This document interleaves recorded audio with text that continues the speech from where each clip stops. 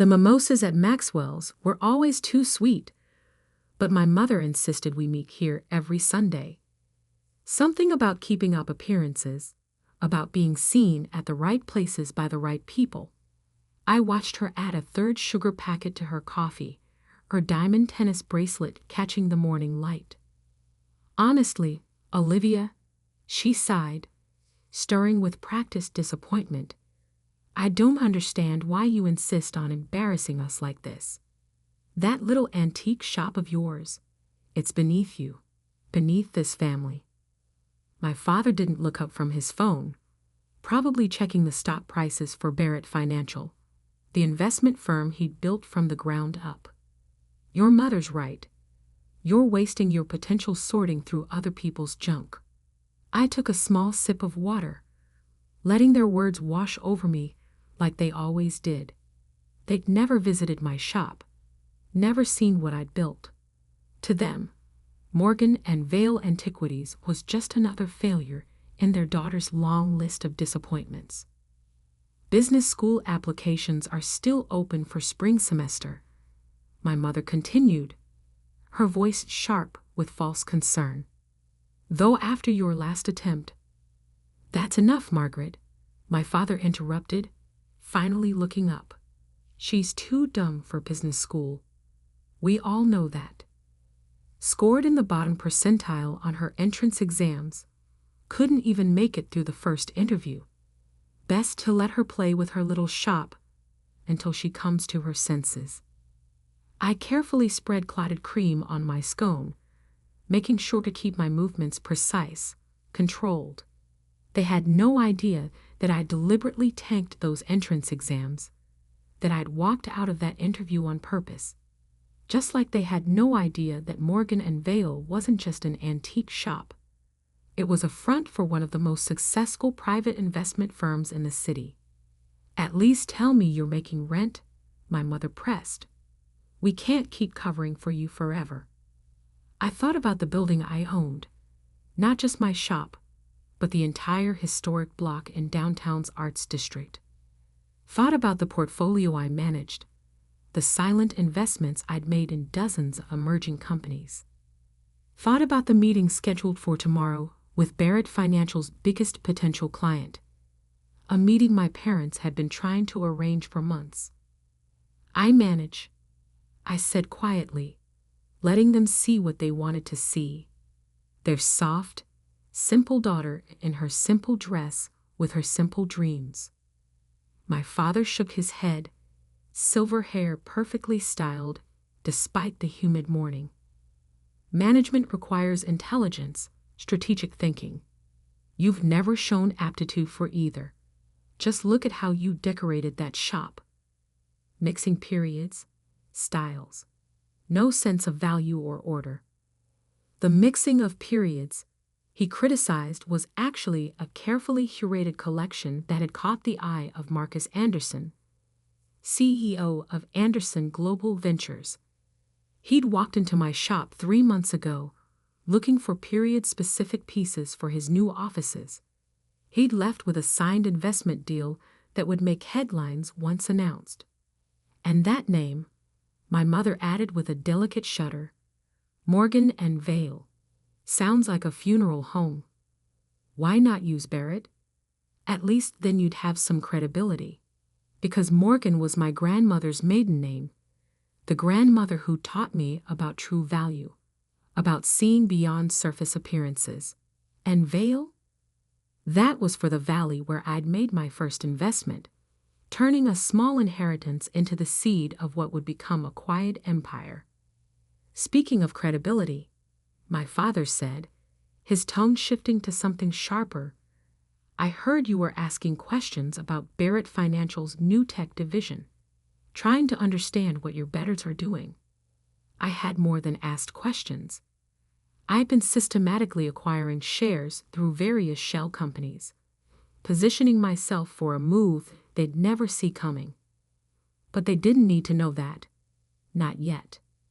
Just curious, I murmured, dabbing my lips with a napkin. Family interest. He laughed, the sound cold and dismissive. Family interest? You can barely balance your shop's books. Leave the real business to those who understand it. I checked my watch. A simple Timex that hid the Patek Philippe I wore to board meetings. Speaking of the shop, I should get going. Sunday inventory. Of course, my mother sighed. Run along to your little toys. Just remember, when you finally admit defeat, your father might have an entry-level position available. Filing, perhaps. I stood, smoothing my plain dress, the one I wore just for these brunches, so different from the designer pieces that filled my real closet. Thank you for brunch. See you next Sunday. As I walked away, I heard my father's voice. Bottom percentile. Can you believe we raised someone that dumb? I smiled slightly, thinking about tomorrow's meeting. About how Anderson Global Ventures was about to become Barrett Financial's biggest client, through me, their silent investor. About how my father's tech division was about to discover its majority shareholder was his dumb daughter. The drive to my shop was quiet. Sunday morning traffic light. I parked my modest Honda, another prop in my carefully constructed image, behind the Victorian building that housed Morgan and Vale. The real car, a Bentley Continental, waited in a private garage across town. Inside, the shop was exactly as my father had criticized, a masterful blend of periods and styles, each piece carefully chosen not just for its aesthetic value, but for the stories it could tell. Stories about patience, about waiting for the right moment, about value hidden in plain sight. My assistant, Sarah, looked up from the antique desk where she managed not shop inventory but investment portfolios worth millions. How was brunch? Predictable, I replied, slipping off my flat shoes and replacing them with Louboutins. Are we ready for tomorrow? She nodded, pulling up detailed financial reports on her laptop. Anderson's team has finished their due diligence. They're prepared to sign with Barrett Financial. Through us, of course. Your father won't know you're involved until you want him to. I'd moved through the shop, running my fingers along a Georgian sideboard that had once graced a duke's dining room. Like me, it had secrets. A hidden compartment that once held royal letters now contained documents detailing my ownership of key Barrett Financial assets. Final projections? I asked, settling behind my own desk, a Queen Anne piece that had witnessed countless business deals over its 3 centuries. Conservative estimate puts the deal at $50 million initial investment, with potential for up to $200 million over 5 years. Sarah paused, a small smile playing at her lips. Your father's been trying to land Anderson for months. Never realized his own daughter had already sealed the deal. I opened my laptop, checking the latest market updates. Barrett Financial's stock was up, riding high on rumors about tomorrow's meeting. My father had probably spent his entire brunch checking those same numbers, never knowing who really controlled them. Did you see the latest board memo? Sarah asked, forwarding me an email. They're planning to announce your father as CEO Emeritus next quarter, transition to new leadership. They're considering external candidates since, apparently, there's no one suitable in the family. I smiled, thinking about the shares I'd accumulated, the voting power I'd quietly amassed. Interesting timing. A text lit up my phone. My mother? Darling, do reconsider business school. Your father and I hate seeing you waste your life like this. I set the phone aside without responding. Let them think what they wanted. Tomorrow would change everything. Sarah cleared her throat. Your suit for tomorrow's meeting arrived. Alexander McQueen. The tailor made the adjustments you requested. Perfect. I stood, moving to adjust a delicate Venetian mirror that had once hung in a doge's palace. In its reflection, I saw not the simple shopkeeper my parents mocked, but the businesswoman I truly was, sharp, focused, unstoppable. "Shall I confirm the meeting time?" Sarah asked. "Your father's office has been calling all morning, trying to reschedule around Anderson's demands." "No need," I replied. "Everything stays exactly as planned. 9 a.m. tomorrow. Barrett Financial's main conference room. Time for the family business to meet the family disappointment." The rest of Sunday passed in careful preparation. While my parents probably sat in their country club, lamenting their daughter's failures, I reviewed contracts, confirmed positions, and finalized the details that would make tomorrow more than just a meeting. It would be a revelation. As evening fell, I locked up the shop's front door, the antique key heavy in my hand. Through the Victorian windows, I could see the streetlights coming on, casting long shadows across the hardwood floors, and priceless artifacts within.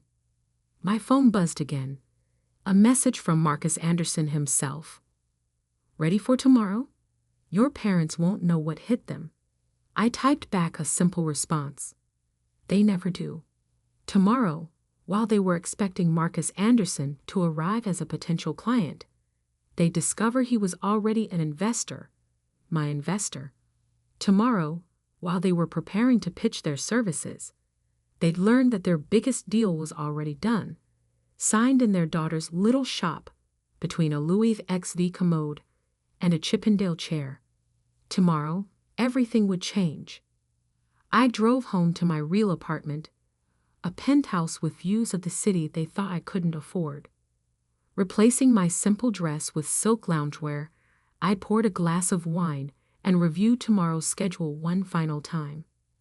8:30 a.m.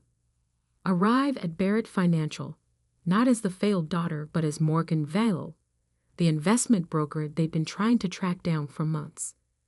8:45 a.m. Meet Marcus in the lobby, right under my father's nose. 9:00 a.m. Walk into the conference room and watch their faces as they realized who really controlled their future. My phone lit up one last time. My father.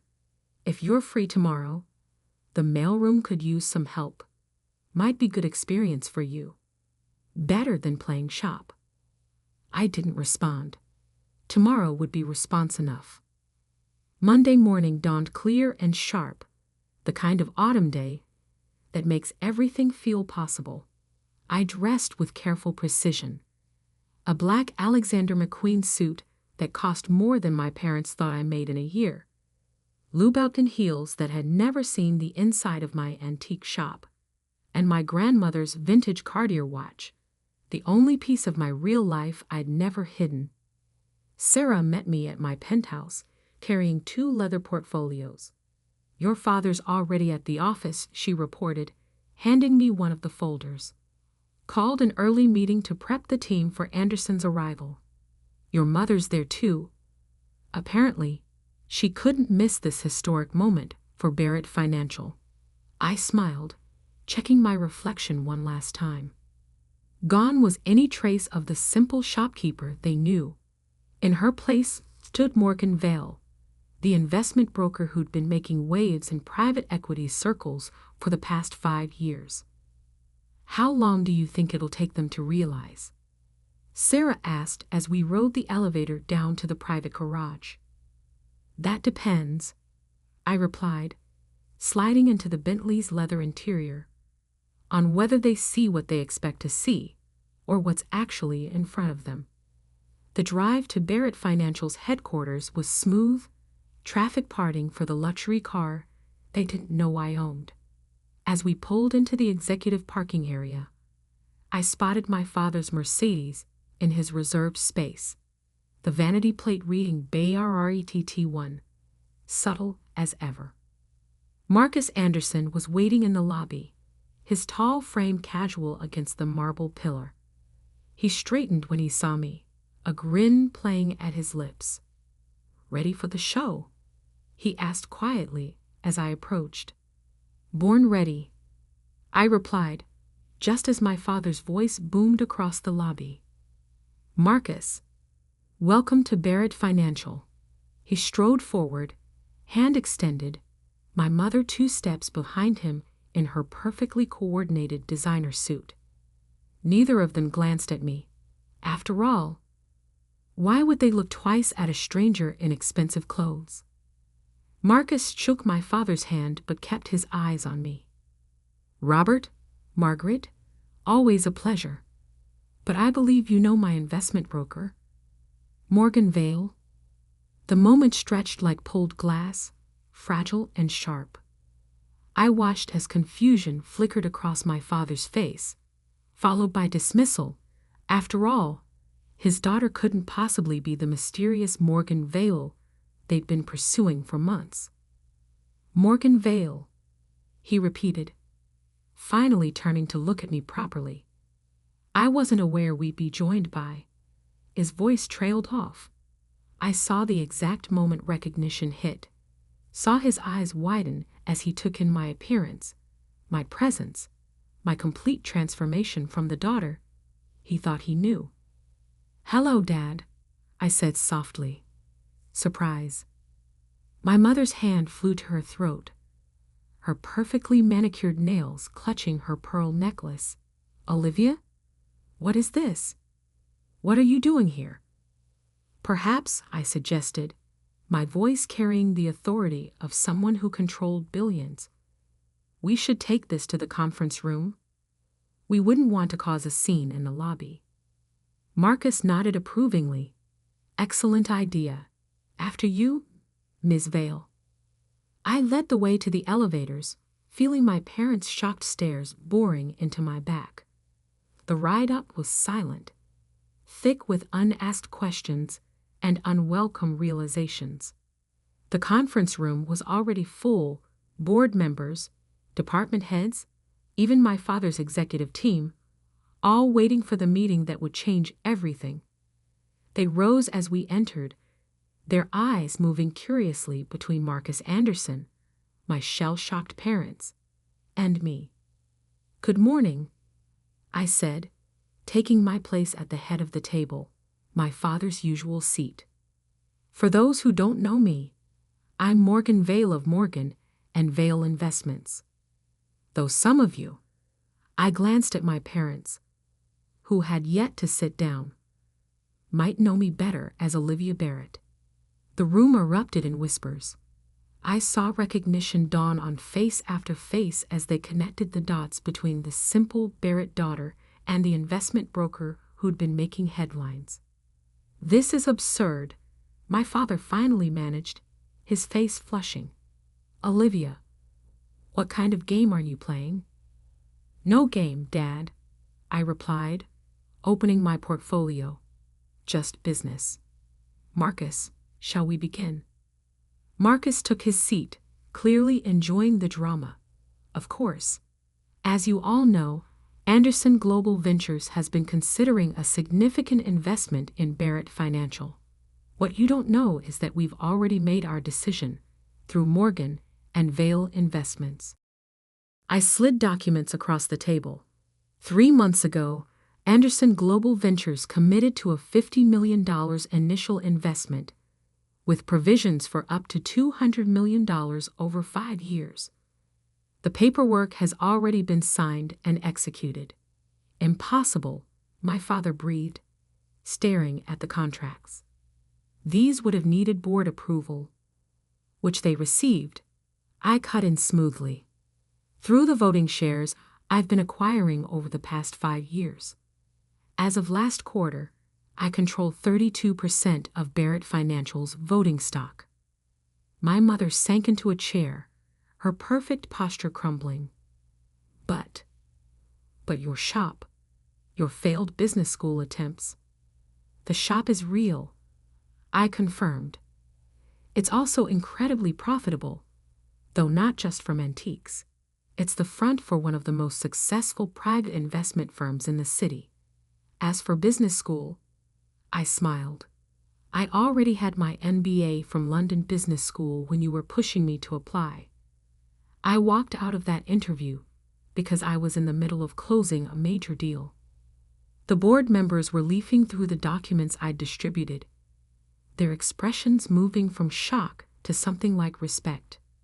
They understood what this meant, not just the Anderson investment, but the revelation that the failed Barrett daughter was actually a financial powerhouse. "Why?" my father asked, his voice hollow. "Why the deception? Why let us think?" "Because you never asked," I replied simply. "You were so convinced of my failures, so certain of my limitations, that you never bothered to look deeper. It was easier to let you believe what you wanted to believe." Marcus cleared his throat. If I might add, Olivia, or Morgan as I first knew her, has been instrumental in reshaping the private equity landscape over the past 5 years. The little shop you mock, it's facilitated over $1 billion in private investments. My father collapsed into his chair, the weight of his misjudgment finally hitting him. All this time, every Sunday brunch, every time you called me dumb, I finished for him.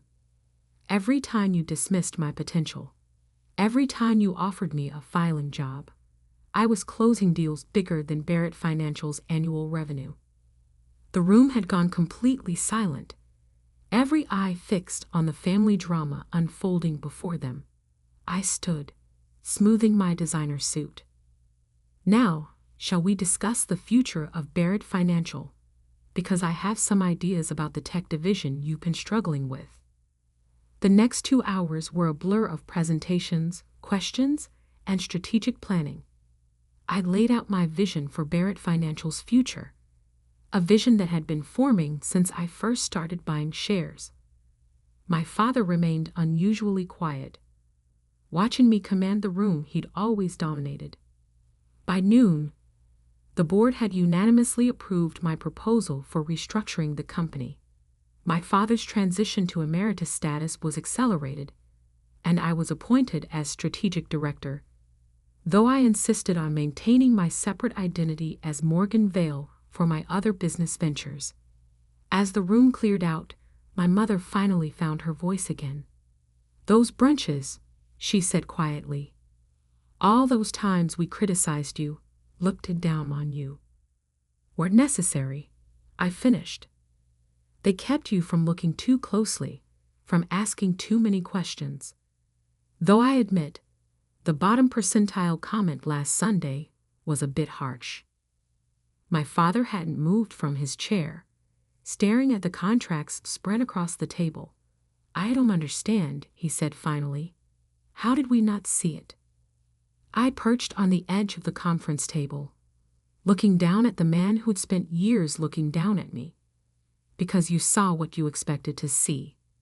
A simple girl with simple dreams, playing shop while the real business happened elsewhere. You never wondered why Anderson Global Ventures suddenly became interested in Barrett Financial. Never questioned why your stock kept rising despite market downturns. Never thought to look closely at Morgan Vale's track record. And the shop?" my mother asked. "All those mixed periods you keep there are carefully curated to attract exactly the right kind of clients," I explained.